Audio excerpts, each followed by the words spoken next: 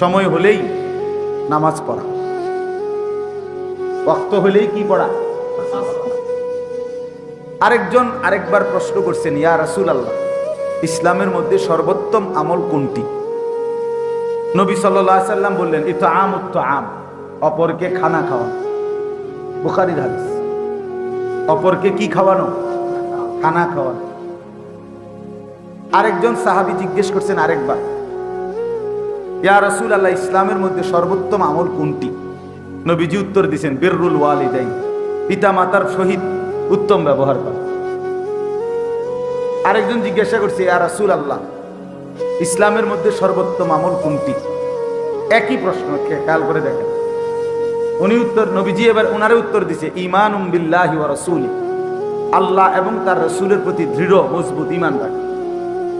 প্রশ্ন হইল, নবী সাল্লাল্লাহু আলাইহি ওয়াসাল্লাম একই প্রশ্নের উত্তরে এরকম ভিন্ন ভিন্ন উত্তর দিলেন কেন? কথা বলেন। তা আপনি বলবেন আপনার এটা কথা ঠিক নেই, নাউযুবিল্লাহ, এটা বলবেন না, এটাই কথা। তাহলে আপনি এটা বুঝেন, এটা কি বুঝা গেল? ব্যক্তির অবস্থা ভেদে, পরিবেশের অবস্থা ভেদে, সময়ের অবস্থা ভেদে প্রত্যেকের জন্য কথা ভিন্ন হইতে পারে। এজন্য রাসূলুল্লাহ সাল্লাল্লাহু আলাইহি সাল্লাম যার মধ্যে যে ঘাটতিটা দেখছেন, তার জন্য ওইটাকেই সর্বোত্তম আমল বলছেন। একই ডাক্তার আজকেই রুগী দেখছে, আজকে 3টা থেকে 6টা, মনে করেন উনি 10 জন রুগী দেখছে, 10 জন রুগী জ্বরের রুগী, কিন্তু আপনি প্রেসক্রিপশন মিলায় দেখেন ডাক্তার একই, আজকেই জ্বরেরই রুগী, কিন্তু 10 জনের প্রেসক্রিপশনের ঔষধ বরাবর সেম, জীবনও হবে। কেন হবে না? কেন?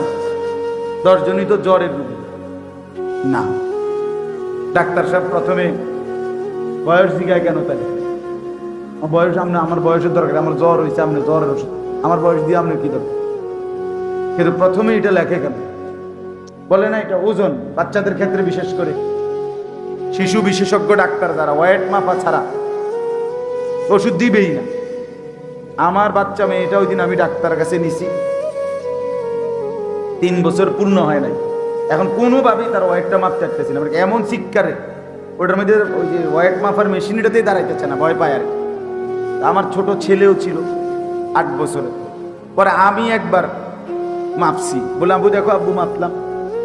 এরপরে ওরে মাপাইছি, সফওয়ান আমার ছেলের, বলে আব্বু তুই মাপো, তো হেরে দেখাইলাম, আরে আব্বু ও মাপছে, ভাইয়াও মাপছে।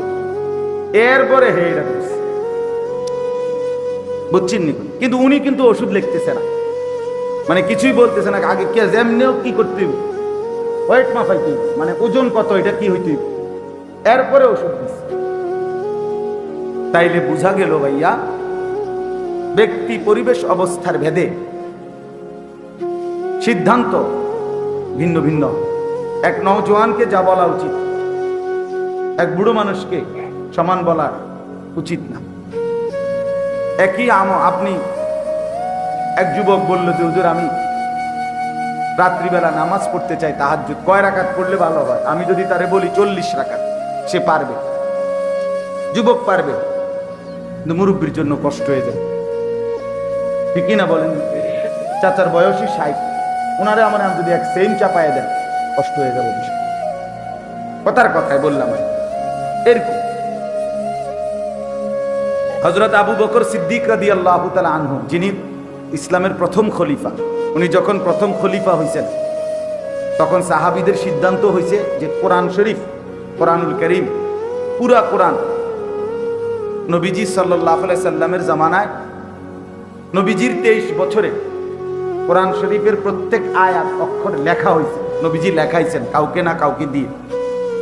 কিন্তু একসাথে পুরা কোরআন এক জায়গায় সবগুলো লিখিত কপি, কাগজ যেটাতেই হোক, কাঠের মধ্যে হোক, চামড়ার মধ্যে হোক, পাথরের মধ্যে হোক, যেখানেই লেখাইছে মনে করেন, তখন তার অ্যাভেলেবেল এরকম কাগজের কিছু ছিল না। কিন্তু একসাথে এক জায়গায় যে 30 পারা কোরআনে এনে সবটি লেখা এখানে আছে, এরকম ছিল না। ও সাহাবীদের কাছেই কারো কাছে 2 আয়াত, কারো কাছে 10 আয়াত, কারো কাছে 1 সূরা, যার কাছে যেদ্দুর পারছে ছিল। বুঝছেন নি? নবীজির জামানা পর্যন্ত ছিল এরকম। নবীজি সাল্লাল্লাহু আলাইহি সাল্লামের ইন্তেকালের পরে প্রথম খলিফা আবু বকর সিদ্দিক রাদিয়াল্লাহু তাআলা আনহুর জামানায় সিদ্ধান্ত হয়েছে যে এই লক্ষ লক্ষ সাহাবী সকলের কাছ থেকে যার কাছে লিখিত যা আছে সব একত্র করে প্রত্যেকটা যাচাই বাছাই করে আবার একাধিক জনের মুখস্থর সাথে মিলাইয়া পূর্ণ পরীক্ষা নিরীক্ষা করে পুরা কোরআন একসাথ করা হবে। বুঝছেন? এটা একটা কি হয়েছে, মনে করেন রাষ্ট্রীয় সিদ্ধান্ত হয়েছে। হযরত আবু বকর সিদ্দিক রাদিয়াল্লাহু তাআলা আনহু উনি অনুমোদন দিয়েছেন খলিফা। এখন প্রশ্ন হয়েছে, এই যে ভারী কাজটা, এত বড় প্রকল্প, লক্ষের চাইতে বেশি সাহাবীর থেকে সবগুলো সংগ্রহ করা, সবগুলোকে যাচাই বাছাই করা, আবার এগুলোকে আপনার একত্রিত করা অনেক বড় কাজ। এটা কি ছোটখাটো একটা কাজ? একটা রোড স্যাংশন হইলে এইটা আপনার কন্ট্রাক্টর পর্যন্ত কাম শুরু হন পর্যন্ত কত ফাইল, কত সিস্টেম, কত কিছু ঘুরাই, ঠিক না? বলে নাকি বস্তাত করে টাকা এনে এটা শুরু করে দেয়। অনেক কিছুর প্রসেসিং পরে গিয়ে এটা কি হয়, কাজটা শুরু হয়। এখন সাহাবায়ে কেরামের মধ্যে এই মশওয়ারায় সিদ্ধান্ত হচ্ছিল যে এই কাজটা কে করবে, মানে মেন দায়িত্বটা কার, এই কোরআন সংকলনের কাজটা কে করবে? এত বড় কোরআন, এত বড় কাজ। হযরত আবু বকর সিদ্দিক রাদিয়াল্লাহু তাআলা আনহু তখন ওই নবীজির জামানায়